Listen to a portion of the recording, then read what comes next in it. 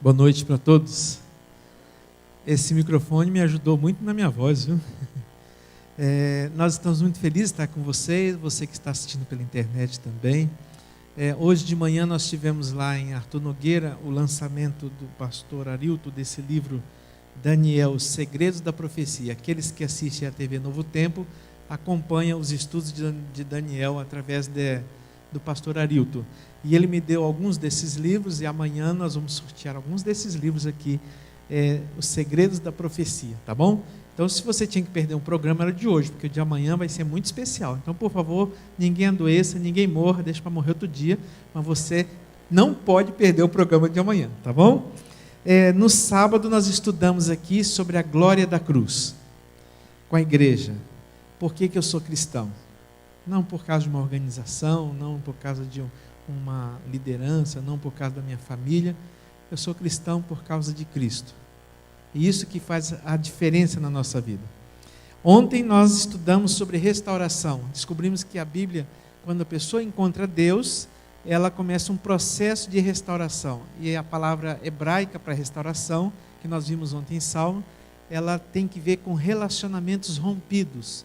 O homem um dia se afastou de Deus. E o relacionamento, a restauração, tem que ver com Deus nos trazer de volta para perto dele, curando as nossas enfermidades físicas, emocionais, espirituais, tudo aquilo que a gente precisa como ser humano. E hoje nós vamos estudar outros assuntos. Antes eu gostaria de saber quantos não têm ainda o papel da oração, que ainda não receberam. Eu trouxe hoje bastante para a gente distribuir.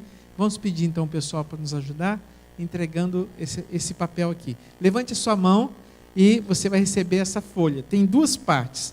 Na primeira parte você vai destacar, aqui olha, uma fica na sua Bíblia e outra fica comigo. Essa que fica comigo tem o seu nome e o nome das 5 pessoas que você deseja. Levante sua mão que ela está entregando aí a folha, e é um projeto de oração. Até o final da semana nós vamos ter o nome de 5 amigos de cada irmão e amigos que estão aqui. E quantos de vocês conseguiram, pediram para o anjo do Senhor e o anjo acordou você de madrugada para orar? Amém? Vários conseguiram. Então essa noite eu quero desafiar você. Antes de dormir, você vai pedir para o anjo de Deus acordar você um pouquinho antes para você orar por essas pessoas. Quando a gente se preocupa com o próximo, é o primeiro passo para a gente receber as bênçãos de Deus e Deus mudar a vida das pessoas. Então, você preenche, tem canetas aí? Quem precisa de caneta para preencher? Levante a mão, tem caneta aí? Ali, olha, todos têm caneta? Então, você vai colocar aí 2 amigos, dois parentes e pelo menos uma pessoa que você conhece está afastada de Jesus. Coloca o nome e o telefone dessas pessoas. Nós estaremos ligando para essas pessoas e orando. Nós vamos ter uma equipe de oração que vai orar por essas pessoas. A única coisa que pode acontecer na vida dessas pessoas, e mais maravilhosa, é que Deus vai responder às orações do seu povo, tá bom? Então, preencha e vocês me entreguem no final do culto, tá? Alguém já trouxe preenchido? Eu gostaria de pegar os que estão preenchidos, porque nós vamos orar hoje por essas pessoas. Quem está com o seu papel preenchido, pode entregar ali. Isso aí a gente chama na Bíblia de oikos. Oikos, na Bíblia, é uma palavra que foi traduzida para o português, a palavra grega oikos, foi traduzida por casa. Mas não é casa no sentido de prédio, é o que nós chamamos de rede de relacionamentos. Com quem você se relaciona? Seus amigos, quem você deseja ver nas mansões eternas um dia. Então nós vamos orar por essas pessoas. Nós vamos orar pela Helena Lisboa. Helena Lisboa, ela tem 5 pessoas especiais que ela gostaria que ficassem bem pertinho de Jesus. Olha, o Fábio, o Ulisses, Natan, a Sandra e o Renato. A Silvia, nós vamos orar pelo Marco, Fabian, Damares, Maeli e Mônica. E nós vamos orar também pela Natália. Aqui são os interessados do irmão Carlos. Natália, Nicolas, Natan, Edileia e Evelyn. Tá bom? nós vamos fazer o seguinte, nós vamos orar por essas 15 pessoas, mas na hora que nós formos escolher o tema de hoje. Bom, ontem nós colocamos 3 temas em votação. Colocamos o tema da restauração, o tema da perspectiva cristã da esperança e o tema do valor pessoal. Desses 3 temas, depois que nós oramos, o que foi mais votado ontem foi restauração. Hoje nós trouxemos 3 temas também. Quais são os temas? A perspectiva da esperança, que é aquele que não foi votado ontem, o valor pessoal e o novo é o si de Deus, o si da Bíblia. Aqui é sobre uma questão de condição. Uma vez eu fiz uma semana de reavivamento baseada em 2 Crônicas 7, verso 14, que fala assim, o título da semana é a grandeza espirituais. Se o meu povo, a grande condição, que por mim se chama, a grande responsabilidade, se humilhar, a grande virtude, orar e me buscar, a grande fonte de poder, e se converter dos seus maus caminhos, a grande transformação, então eu virei dos céus, a grande resposta, perdoarei seus pecados, a grande alegria, sararei a sua terra, a grande bênção. Então, cada dia a gente estudava só um pedacinho dessa semana. Então, eu escolhi hoje esse tema, só a primeira parte do verso, se o meu povo. Por que a gente fala assim, se minha esposa fosse assim, se meu marido fosse assim, se a igreja fosse assim, se a sociedade, como que a gente vê o si de Deus? Então, esse é sobre o si de Deus, não sei se eu posso falar dessa maneira. O segundo é sobre valor pessoal, o que tem valor de verdade para você, que faz com que você se torne uma pessoa especial. E o terceiro é a perspectiva cristã da esperança. Por que as pessoas perdem a esperança? O que é esperança no contexto moderno? O que é esperança no contexto cristão? O que é esperança no contexto bíblico, no contexto histórico? Tá bom? Então são 3 temas: esperança, valor pessoal e o si de Deus. Tá bom? Vou convidar aqui o ancião aqui para me ajudar. Então nós vamos votar. Mas antes de votar, nós vamos nos ajoelhar agora e nós vamos orar para Deus mostrar para você qual tema você gostaria de ouvir hoje, tá bom? Vamos ajoelhar e vamos orar.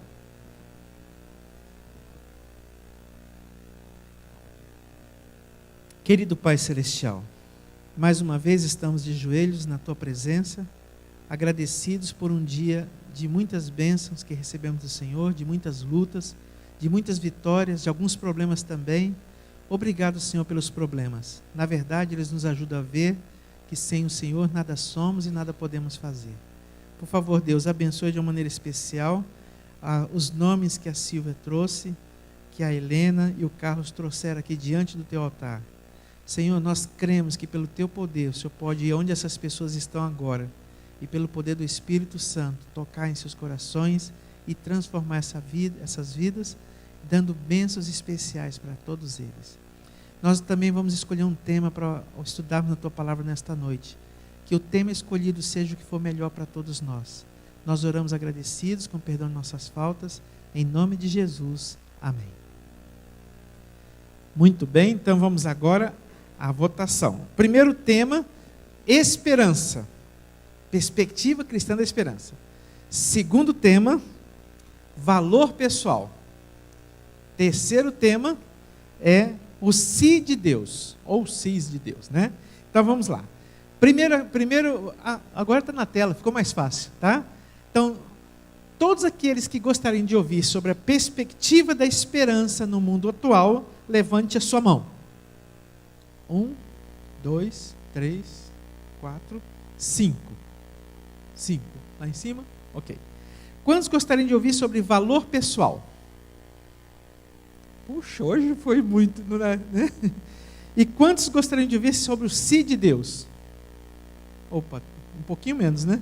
Então ficou qual? Valor pessoal. Então hoje nós vamos estudar. Mas você não desista. Aqueles que votaram na esperança, que votaram no si, não desista, porque eles vão continuar entrando durante a semana, né? E a gente pode aprender bastante com isso aqui, tá bom? Então vamos abrir a palavra de Deus e vamos estudar este tema. Todas as noites nós vamos terminar 9 horas. Então, eu aprendi isso lá no Novo Tempo. Quando você marcar a hora, você tem que cumprir a hora. Então, nós temos que ficar dentro do nosso tempo, tá bom? Vamos abrir a Bíblia em São João, capítulo 1, verso 12. Você que está me assistindo aí pela internet, abra a sua Bíblia em João, capítulo 1, no verso 12. Interessante que até agora, todos os temas que eu tinha pensado, vocês votaram outro, né? Mas Deus tem um propósito. Ontem aconteceu um milagre extraordinário. Aquele tema que foi escolhido ontem, uma pessoa que estava assistindo pela internet estava precisando ouvir sobre aquele assunto. Então Deus responde as coisas para a gente de maneira diferente, né? João capítulo 1, verso 12 diz assim: mas a todos, como é que está escrito na sua Bíblia? Quantos o receberam?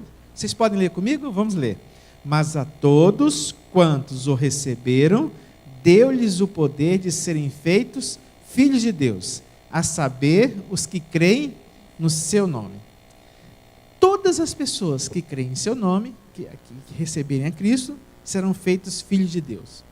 Mas aqui tem uma palavra que eu gravei, está escrito assim: mas a todos quantos o receberam, deu-lhes o poder. Vocês sabem que a Bíblia ela foi escrita em hebraico, grego, um pouco de aramaico, e essa versão que nós temos aqui é uma tradução. Em português, às vezes você tem uma palavra só para muitas coisas. Por exemplo, manga. Que tipo de manga você conhece? Fruta, manga de camisa, manga rosa, né? Manga de candeeiro, manga de eixo de caminhão. Olha, tudo a mesma palavra. Então você tem que pegar aquela palavra e ver o contexto, qual que é a aplicação dela. Mas na Bíblia nem sempre é assim. Na Bíblia, assim, no grego, no hebraico, às vezes tem palavras específicas. Por exemplo, a palavra amor. Tem amor ágape, amor filéu, amor eros. Eros, o amor sexual. Filéu, o amor fraternal. Ágape, o amor de Deus. Então, dependendo de como foi escrito no original, você sabe a aplicação. E aí eu fui pesquisar no original essa palavra aqui, poder. Eu descobri que tem 3 palavras para poder. A primeira palavra é dunamis. Daí, em português, surgiu uma palavra chamada dinamite. E o significado da palavra dunamis é força bruta, inerente, explosiva. Então eu fiquei pensando assim: mas a todos quantos receberam, deram-lhes poder de serem feitos filhos de Deus. Explodiu? Não, não é isso aqui. O poder aqui não é o poder explosivo. A segunda palavra é kratos, ou alguns mencionam kratos, mas é kratos, que é o poder de governar democrático, autocrático. Por exemplo, democrático. Então vem kratos, poder, demo, de povo, poder emanado pelo povo. Daí surgiu a palavra democracia. Então a palavra que está aqui é: mas a todos quantos receberam, deu poder de serem feitos filhos de Deus. Poder dado pelos homens? Não. Não é esse aqui. E uma terceira palavra que existe aqui, no grego, é a palavra exousia, que é poder de um direito adquirido, poder de escolha, e se aplica apenas a pessoas. Ou seja, um poder concedido a uma pessoa por sua escolha.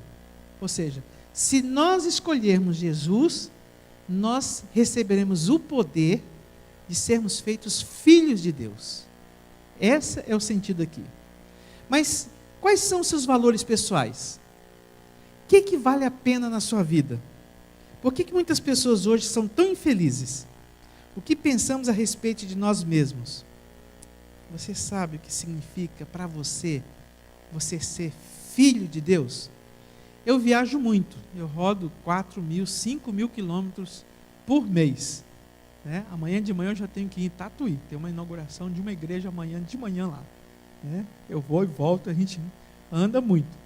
E eu gosto muito de anotar frases de caminhão, aquelas que pode falar na igreja, tem umas que não pode nem falar.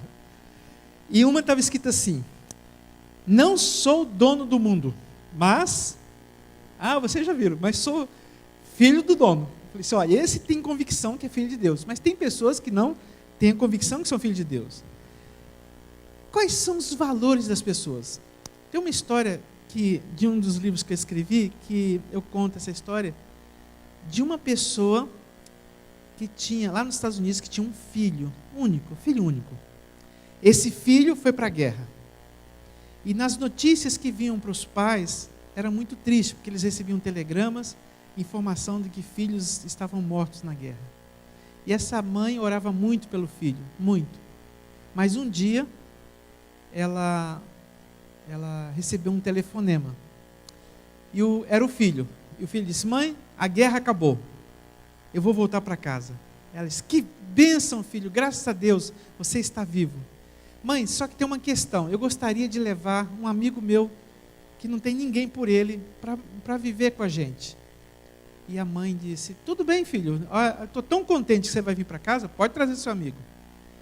Mãe, só que tem um probleminha. Em uma das batalhas que nós tivemos, uma bomba explodiu perto dele, e ele teve a sua perna atingida. Ele não tem uma perna. E a mãe disse: tudo bem, filho. Mamãe, mas tem mais um detalhe. No outro combate, ele perdeu um braço também. Olha, filho, mas talvez seja mais difícil para a gente cuidar do seu amigo, né? Talvez mandar para uma entidade, alguma coisa que possa cuidar de pessoas assim. Mãe, mas tem mais um probleminha. Um dos estilhaços atingiu o seu olho. Ele está cego de um olho também. E a mãe disse: olha, filho, eu prefiro que você não traga ele, sabe? Porque vai ser um problema para a gente e tal. Então, faz o seguinte, filho.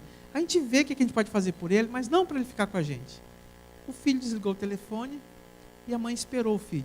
Passou muito tempo, o filho não voltou. Não voltou. Passou muitos meses. Um dia a polícia de São Francisco ligou para a casa dela e disse: a senhora tem um filho chamado fulano de tal? Eu tenho. A senhora pode vir aqui, aconteceu algo muito, muito triste, a senhora precisa vir aqui. Ela pegou o carro, foi lá, e chegou lá, era o Instituto Médico Legal, era o corpo do seu filho. Quando o perito tirou o lençol para que ela pudesse reconhecer o filho, ela tomou uma grande surpresa, porque ela percebeu que um dos seus olhos estava muito ferido e fechado. Ela percebeu que ele não tinha uma mão, um braço. E ela percebeu que ele não tinha uma perna. Na verdade, não era outra pessoa, era ele. Ele só queria saber se a mãe o receberia daquele jeito. Todos nós necessitamos de ser aceitos, de ser amados. Mas a Bíblia fala que Deus nos ama. E Ele dá poder a todos quantos o receberem e serem feitos filhos do Rei do Universo. Não é se você está faltando um pedaço, se você tem alguma coisa para consertar na sua vida. Nada disso tem problema para Deus. Porque quando nós recebemos Deus, Ele nos aceita como filhos de Deus. No Espírito de Profecia, no livro Meditações Matinais de 1992, Ellen White escreveu o seguinte: para compreender o valor que Deus dá ao homem, precisamos entender o plano da redenção, o custoso sacrifício que nosso Salvador fez para salvar o homem da ruína eterna. Uma alma tem valor infinito. Você que veio aqui nesta noite, você que está assistindo, lembre-se, nós temos um valor infinito. Nessa semana de esperança, caminhos de esperança, nós entendemos por que Jesus veio a essa terra. Porque eu e você temos valor. Existe um livro de um teólogo adventista chamado John Paulin, que ele fala sobre Deus no mundo real. E ele apresenta alguns pontos de vista interessantes que eu gostaria até de apresentar para vocês aqui. Ele diz que como você se vê, os seus valores vai determinar como você trata outras pessoas. Na sua casa, no seu trabalho, na igreja, onde você estiver. E ele enumera 3 linhas, pelo menos. Quais são os valores que nós temos, que as pessoas têm hoje? 3 pontos. Primeiro, o valor pelas posses. As pessoas buscam nas coisas que usam e ostentam ter reconhecimento como valor pessoal. Antigamente, eu não sei aqui estão todos muito jovens, né? Mas antigamente, quando a pessoa comprava uma roupa, a primeira coisa que a pessoa tinha que fazer era arrancar o quê? A etiqueta. Hoje não. Hoje a etiqueta é pintada, tem que aparecer a etiqueta. Você compra um relógio, a pessoa compra um relógio e fala assim, olha o relógio que eu comprei. A pessoa começa a ostentar as marcas. E outro dia eu fui numa faculdade fazer uma palestra para jovens universitários. E eu falei assim, se você tivesse R$1 milhão hoje na sua conta, em qual bairro você moraria em São Paulo?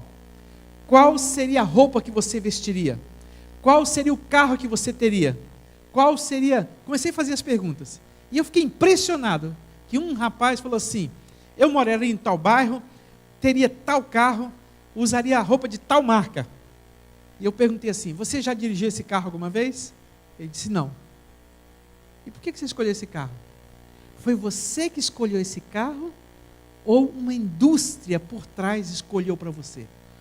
E eu comecei a perceber que as pessoas hoje, elas dão muito valor ao dinheiro, mas tanto valor, que elas começam a pisar umas nas outras. Parece que o dinheiro, as posses, vai fazer toda a diferença.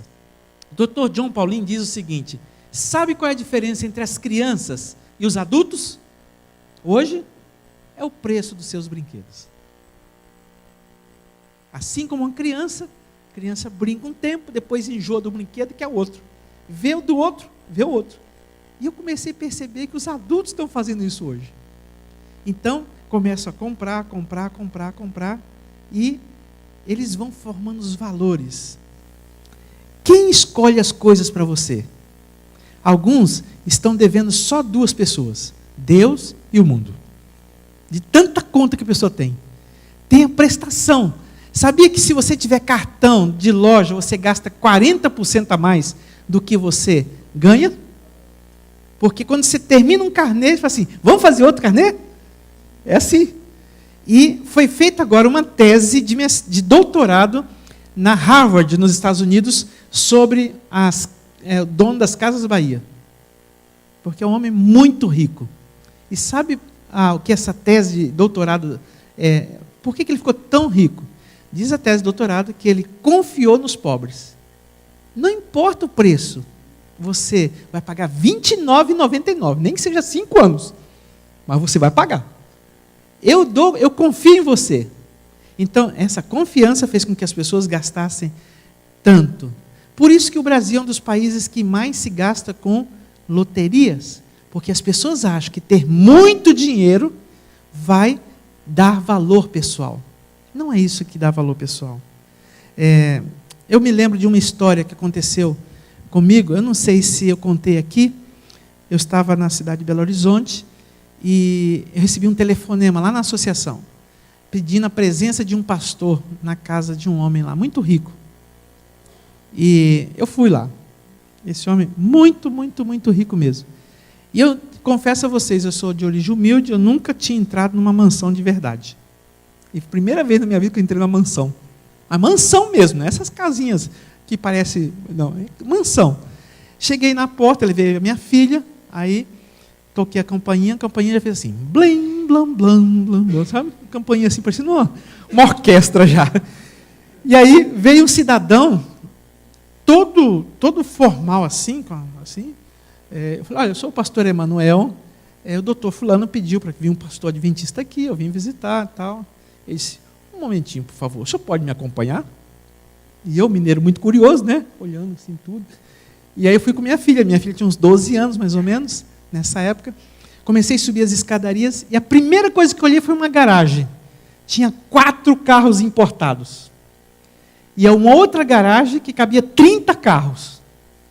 Aí, mineiro curioso, eu falei assim, posso fazer uma pergunta para o senhor? Para que uma garagem tão grande? Que eu falei, 30 carros não vai ter, né? Aí ele falou assim, não, isso aqui quando o doutor dá as festas aqui, é para os convidados. Puxa.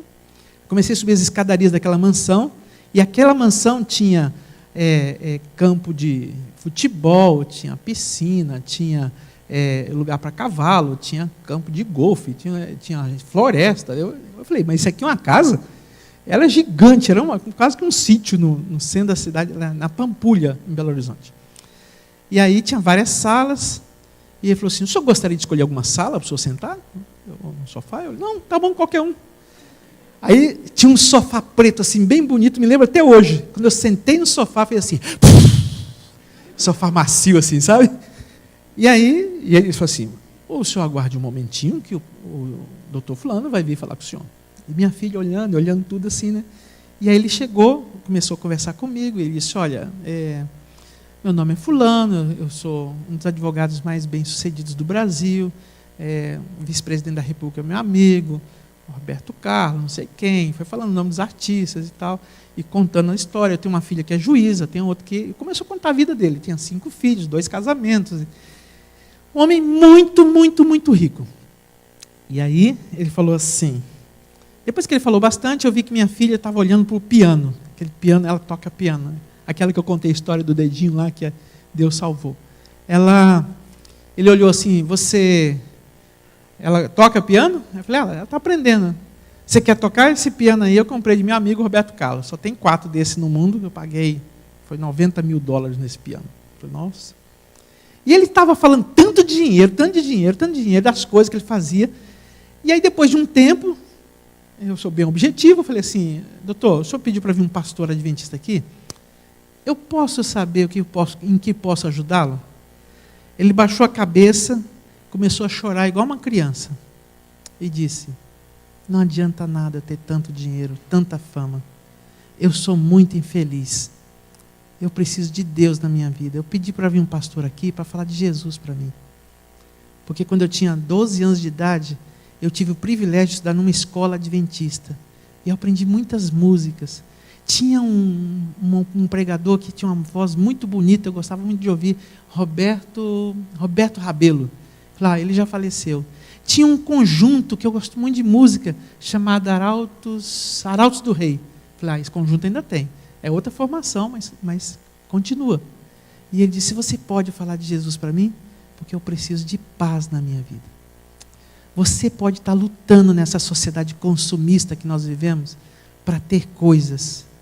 Mas quando chegar no final da sua vida, o que vai valer a pena são as pessoas que você amou. É o que tem valor de verdade para você. E as pessoas podem cair no dilema dos faraós. Ajuntavam tantas riquezas que quando eles faleciam, o que eles pediam para fazer? Que as riquezas fossem colocadas naquelas pirâmides, já nos sepulcros deles. O que a pessoa vai fazer com a riqueza? Nada. Não importa quanto você tenha, lembre-se, mas a todos quantos o receberam, deu-lhes o poder de serem feitos filhos de Deus. Deus é dono do universo e é nosso Pai. Não é recurso que vai fazer você ser mais feliz. Alguém disse assim, mas pastor, dinheiro não traz felicidade, mas acalma. Tem muita gente nervosa por aí, né? Mas isso não é o centro da vida. Você deve trabalhar muito, lutar muito para fazer o melhor para a sua família, para você ter uma profissão, para você ter recurso. Mas não coloque isso acima de Deus, porque isso não é valor para um cristão. A segunda coisa que as pessoas fazem é o valor pelas realizações. Tem gente que as realizações da vida é que faz elas se sentirem valorizadas. Então a pessoa fazer um mestrado, um doutorado, um curso, desempenhar, se fosse assim, não aconteceria o que a gente vê hoje. Eu estive uma vez fazendo uma semana de oração fora, e eu vi estampado no jornal a foto de um jogador brasileiro que ganha R$90 mil por dia de salário. E como está sendo transmitido pela internet, eu não vou falar o nome dele aqui. Se não tivesse transmitido pela internet, eu ia falar. Mas como está sendo transmitido, eu não posso falar, tá bom? Então vocês olhem por aí. E esse jogador, pai de família, muito bem sucedido, num grande time de futebol, tinha sido pego, acusado de abusar de uma pessoa. O que faz uma pessoa deixar sua família para ir para os divertimentos do mundo e abusar de uma pessoa? Se desempenho fosse o valor principal da vida, não tinha tantos cientistas, tantas pessoas ricas, tantas pessoas que fazem tantos cursos se cometendo suicídio. Eu vi em Londres, eles colocaram tipo uma coisa de proteção de acrílico, aonde tem o metrô. E eu, curioso, perguntei, por que tem isso aqui? E o irmão falou para mim, pastor, no ano passado, 600 pessoas cometeram suicídio aqui. Quando o trem vai chegando, as pessoas se jogam. Num país desenvolvido. Dinheiro e realização pode ser uma coisa. Dinheiro é o valor financeiro. E realização, porque eu sou isso, eu sou aquilo. Diante de Deus, todos nós somos iguais. Sábado aqui, uma garota falou assim, pastor, o senhor tem uma grande função lá na organização adventista. Eu falei, não, eu sou uma pessoa normal, comum e simples. Deus me deu o privilégio de estar fazendo um trabalho para Ele. Mas se em algum momento eu pensar que eu sou alguma coisa, já perdi tudo de Deus. Porque para mim o mais importante é falar do amor de Deus para as pessoas. E sabe qual é o problema das realizações? Que a gente cai no perfeccionismo. Desempenho, eu sou melhor, eu faço isso melhor, eu sou assim, eu sou assado. Olha, e sabe que logo que eu me tornei adventista, que eu pregava, as pessoas chegavam lá, pastor, o senhor pregou muito bem, ninguém prega igual ao Senhor. Eu chegava em casa e comecei a ficar orgulhoso. E aí um dia Jesus falou, você vai ter problema na sua vida. E agora quando a pessoa falar, eu gostei muito, falar, Deus seja louvado, na hora. Tira, gente. Você cantou uma música, você louvou a Deus. Pessoal, ninguém canta igual a você. Não. Deus seja louvado. Tire você de cena. Põe Jesus na frente. Porque a gente vai ver as pessoas de outra maneira. Sabe, queridos? O perfeccionismo, ele leva as pessoas a acharem que são melhores. Quem é mais pecador? Quem peca sabendo ou quem peca sem saber? Então nós estamos fritos, como diz lá no Rio de Janeiro.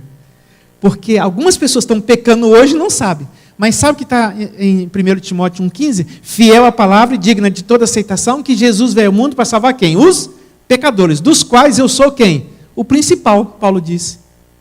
Não pense que você é melhor do que os outros. Nem eu sou. Nós somos filhos de Deus. E queridos, nós precisamos entender que na vida cristã, existe altos e baixos. Quando eu me converti, eu chegava na igreja e falava assim, cala a boca! Todo mundo calava a boca. Quando eu estava no quartel, eu falava assim, cala a boca! Todo mundo calava a boca. Quem não calava a boca, eu mandava prender, porque eu era sargento. Quando eu vim para a igreja, eu queria que todo mundo fosse igual. Todo mundo fizesse tudo direitinho. E sabe o que eu descobri? Que aqui na igreja, todos nós temos níveis espirituais diferentes. Mas se nós estamos aqui, é porque nós queremos Jesus. Um vai gastar 1 ano, outro vai gastar 10 anos, outro vai gastar 20 anos. Mas não desista do caminho. Insista, persista e não desista. Porque o sucesso é uma sucessão de sucessos que se sucede sucessivamente, em seguida e sem cessar. Não adianta você orar só hoje. Tem que orar hoje, tem que orar amanhã, tem que orar depois. Todos os dias da vida. Sucesso na vida cristã é um processo. Agora, quando você olha só pelas posses, só pelas realizações, a pessoa não é feliz. Aí vem a terceiro e último ponto, né? O valor dos relacionamentos. Às vezes nós nos apegamos tanto a uma pessoa, que nós agimos de maneira anticristã quando a gente perde essa pessoa. Eu me lembro de ter atendido pessoas, por exemplo, no casamento, a pessoa perdeu o marido, e parece que a vida acabou. Algumas pessoas não conseguem voltar. Eu estava na cidade de Maceió, lá no Nordeste, e eu visitei uma senhora que ela perdeu o marido. E ela, naquele processo que eu vou explicar, acho que durante a semana aqui, o processo quando você perde alguém, como que você se recupera, ela ficou, acho que no 3º estágio da fantasia. Então ela falava assim, meu marido vai chegar segunda-feira. Ela não acreditou que ele morreu. E sabe por quantos anos? Por muitos anos. Ela não voltou ao normal. Ela entrou num estado emocional tão difícil que ela não conseguiu reagir à vida. Quando eu trabalhei com a ADRA, eu fiz um curso na Colômbia, onde a gente aprende a tirar pessoas em situações de crise. Então, quando tem uma enchente, um terremoto, por favor, nunca coloque pessoas em igrejas, nem escolas e nem abrigos. Nunca coloque. Pastor, mas por quê? Porque Sabe o que a ONU ensina? Coloque pessoas em barracas. Porque barracas, vem sol quente, vem frio, e a pessoa tem que reagir à vida. Pense se você perder tudo de repente, e aí você tem um teto, tem pessoas dando água, você tem que ajudar as pessoas a se recuperarem das crises na vida. Então, o relacionamento mais importante, você pode amar a pessoa que você quiser nessa terra, quem quer que seja, o presidente da república, um cantor, quem que você quiser, você pode amar muito, mas não está acima do relacionamento com Deus. Porque se nós perdermos a nossa linha cristã por causa do relacionamento com a minha esposa, com meus filhos, eu perdi tudo. Que valor pessoal é esse? A Bíblia fala assim, mas a todos quantos receberam, deu-lhes o poder de serem feitos filhos de Deus. Uma mãe me procurou e disse assim, pastor, meus 2 filhos estão saindo da igreja. O que aconteceu, pastor? Por favor, fala com ele. Eu me lembro que uma vez, numa cidade, eu acabei de pregar, estava a mãe e o pai, e veio pedir para falar com a filha, que a filha estava fora da igreja, já estava saindo da igreja. Eu falei assim, tá bom, vocês podem esperar aí, eu converso com ela. E ela veio, e eu sentei perto dela, ela pensou que ia fazer um sermão para ela, eu comecei a fazer umas perguntas para ela. Tudo bem com você? Ela disse, tudo bem. Posso fazer uma pergunta para você? Que atividade você mais gosta na igreja? Ela, por quê? Porque tem coisa que a gente gosta. Por exemplo, às vezes desbravador, às vezes congresso e tal. Aí ela começou a contar. Aí ela disse que o que ela gostava mesmo era das semanas de oração que tinha na igreja.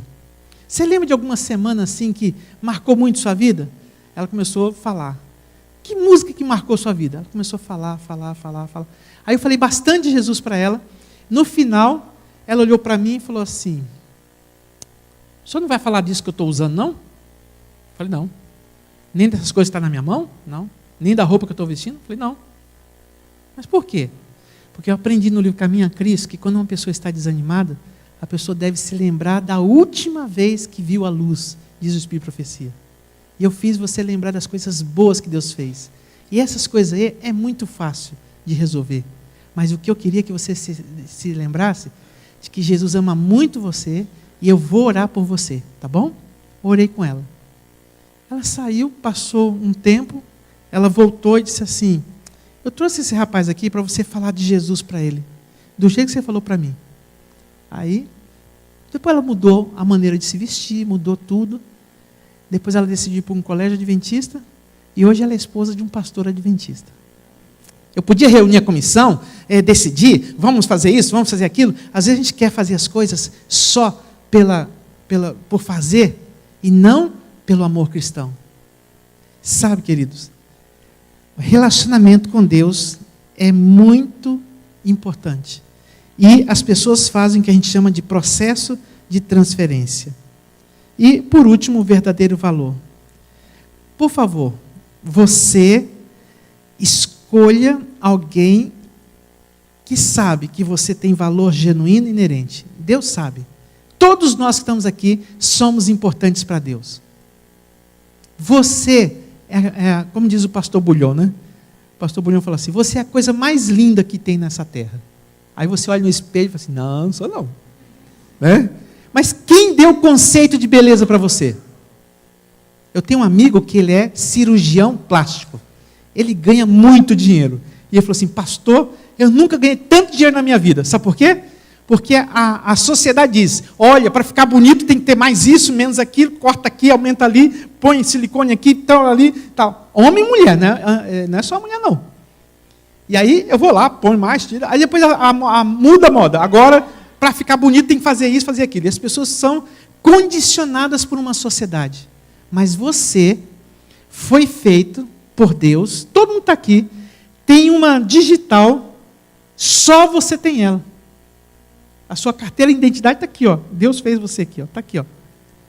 E você é tão especial que Jesus fez você e jogou a forma fora. Amém? Então, você pode chegar no espelho hoje em casa, ou pode chegar agora na sua casa, quem estiver lá e falar assim, você sabia que eu sou a pessoa mais bonita do mundo? Quem falou isso? Foi o pastor que falou. Né? Não, a Bíblia fala, mas a todos quantos receberam, Deus poder serem feitos filhos de Deus. Você precisa confiar em alguém que conheça tudo sobre você. E sabe quem conhece você? Deus. Você precisa de alguém que ame você como você é. Deus. Você precisa de alguém que nunca morra. Jesus. Amém? Eu gostaria de concluir pedindo a você que entendesse que o verdadeiro valor pessoal não é pelas posses, não é pelas realizações e não é pelos relacionamentos. O verdadeiro valor pessoal que está escrito aqui em João 1,12. Mas a todos quantos o receberam, deu-lhes o quê? Poder de ser filhos de Deus. Vamos ouvir o hino final, e eu queria que você prestasse atenção nesse hino. Eu gosto muito de que a música seja uma oração. Então, alguém que você pode confiar de verdade, que diz, você é filho e filha de Deus. Ouça essa oração cantada e medite nela.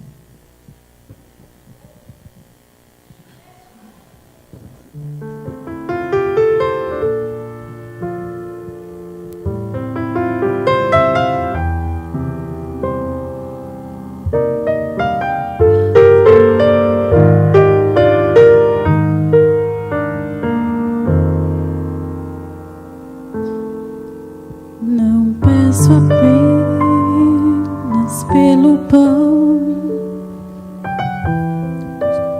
Pode aumentar um pouquinho, por favor? Volta um pouquinho.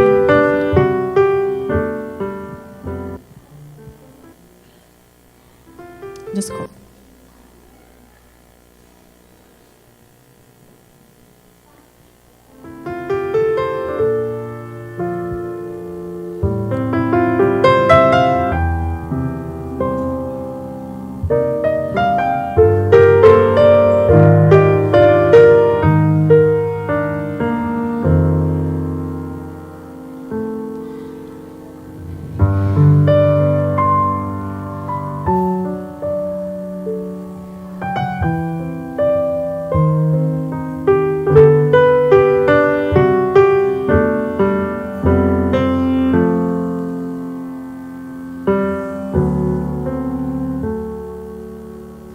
Não peço apenas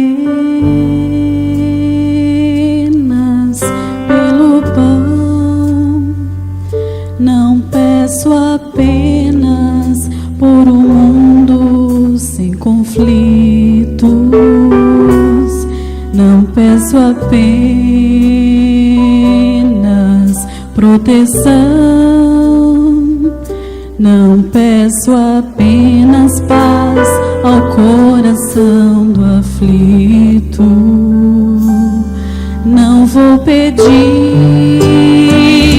mais uma vez que a minha vida seja isenta de fracassos,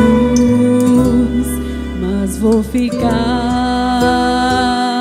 bem junto a ti e nunca mais fugir pra longe dos seus braços.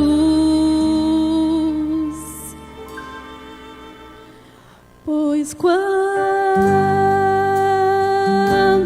mais eu tento me afastar de ti, mas eu percebo que não há pra onde ir. Sou como um filho que insiste em partir, não sente amor, não quer te ouvir.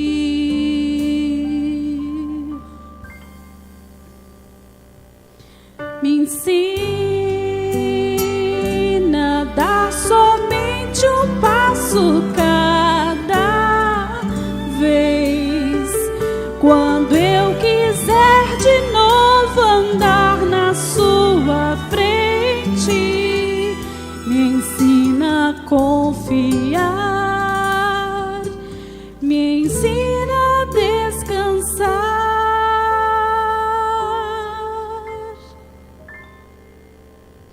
em ti.